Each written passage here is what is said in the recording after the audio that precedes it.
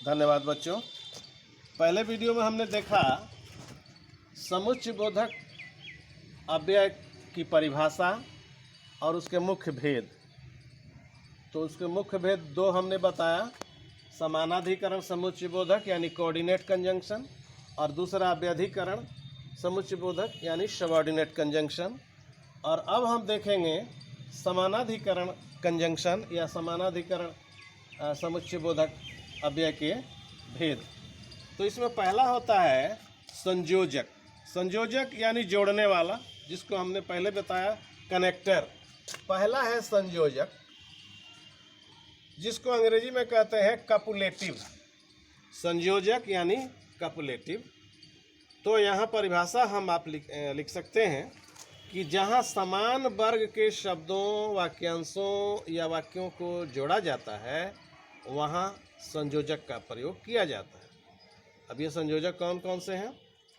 समान शब्दों को जोड़ना है या समान वर्ग के शब्दों को जोड़ना है तो उसको संयोजक कहते हैं। जैसे राम और मोहन, राम संज्ञा है, मोहन संज्ञा है।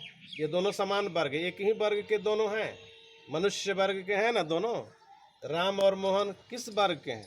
मानव वर्ग के हैं। तो ये मानव वर्ग के दो शब्दों को जोड़ने वाला क्या हो गया? कपुलेटिव या संयोजक कहलाएगा। उसी तरह से आलू तथा गोभी सस्ते हैं।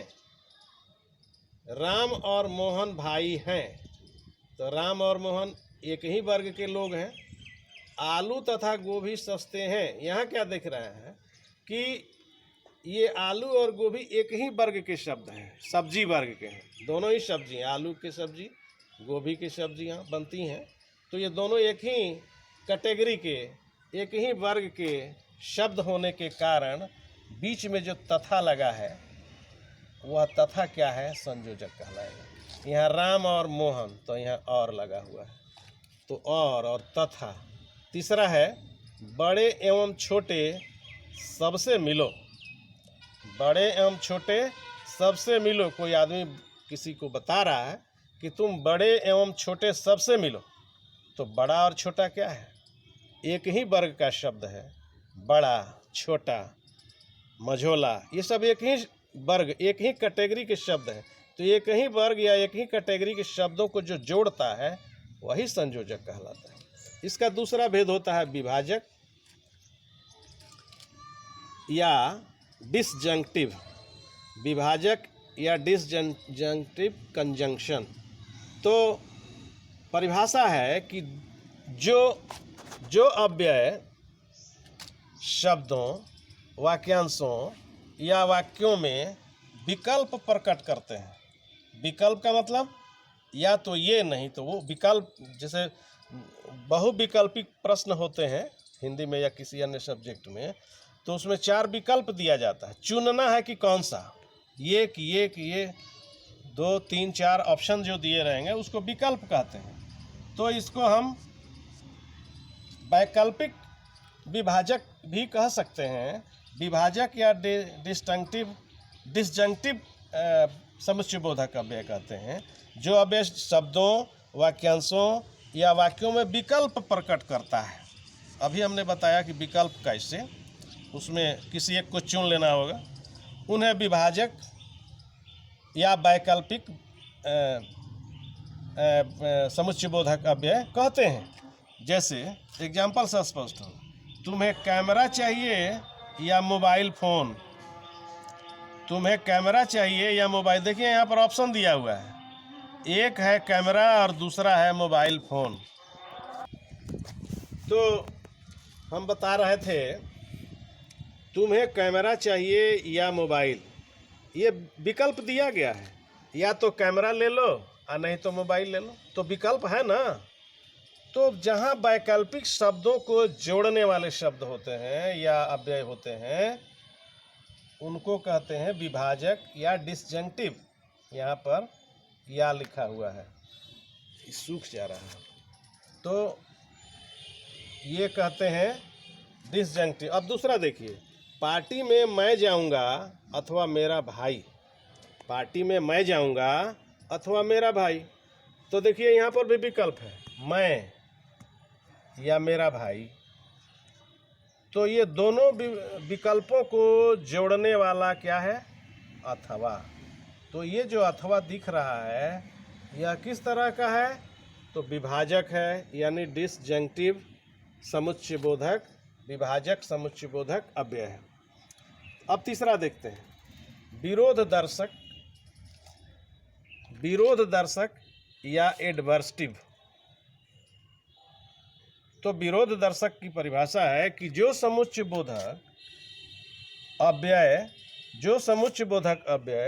विरोध प्रकट करे, ध्यान दीजिएगा, विरोध प्रकट करे या निषेध यानी मना करे, तो उसको विरोध दर्शक कहते हैं। विरोध दर्शक समुच्चयबोधक अव्यय कहते हैं। परिभाषा के बाद अब आइए उदाहरण में। उसने प्रयास किया मगर फेल हो गया, तो यहाँ मगर दिख रहा है। उसने प्रयास किया मगर फेल हो गया, यानी निषेध है, मना करना, काम उसका बना नहीं हुआ, फेल हो गया मतलब पास नहीं हुआ। उसने प्रयास किया लेकिन पास नहीं हुआ अर्थात फेल हो गया, तो ये निषेध हो गया या विरोध हो गया। एक काम होते होते नहीं हुआ क्योंकि प्रयास करने के बाद भी वह फेल हो गया। उसी तरह से वह चोर ही नहीं बल्कि सीनाजोर भी है। अब यहाँ देखिए, बल्कि, वह चोर ही नहीं बल्कि सीनाजोर भी है। तो यहाँ एक तो चोरी किया और दूसरे सीनाजोरी किया, तो एक दूसरे के विरोधी शब्द दिखाई दे रहे हैं, चोरी, सीनाजोरी, और दोनों को जोड़ने वाला विरोध दर्शक। और चौथा है परिमाण दर्शक यानी रिजल्टेंट। परिमाण दर्शक यानी जो परिमाण है उसको दिखाने वाला, जो रिजल्ट है उसको दिखाने वाला।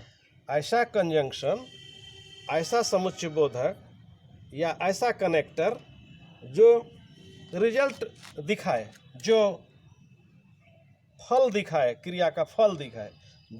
जो अव्यय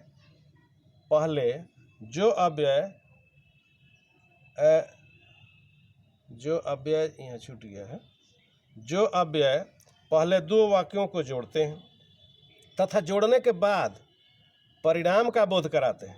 अब देखिए, दो ठो जोड़ते भी हैं, दो शब्दों को जोड़ते हैं और जोड़ने के बाद उसका परिणाम दिखाते हैं, उसका रिजल्ट भी प्रस्तुत करते हैं, तब उसको कहते हैं परिणाम बोधक दर्शक।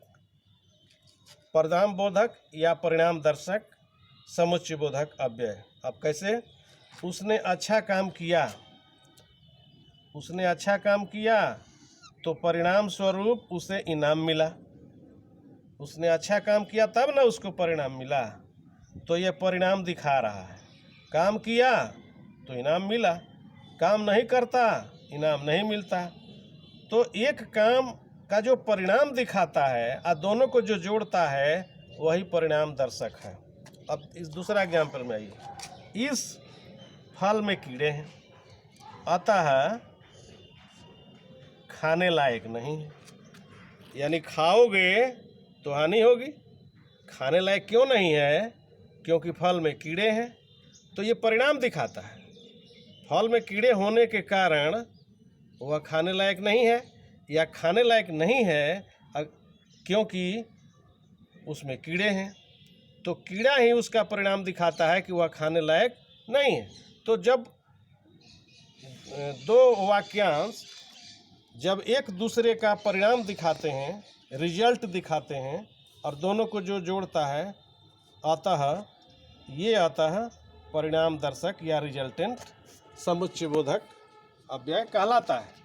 और उसके बाद से अब हम चलेंगे व्यधिकरण के भेद की तरफ। तो चलिए देखते हैं व्यधिकरण के भेद।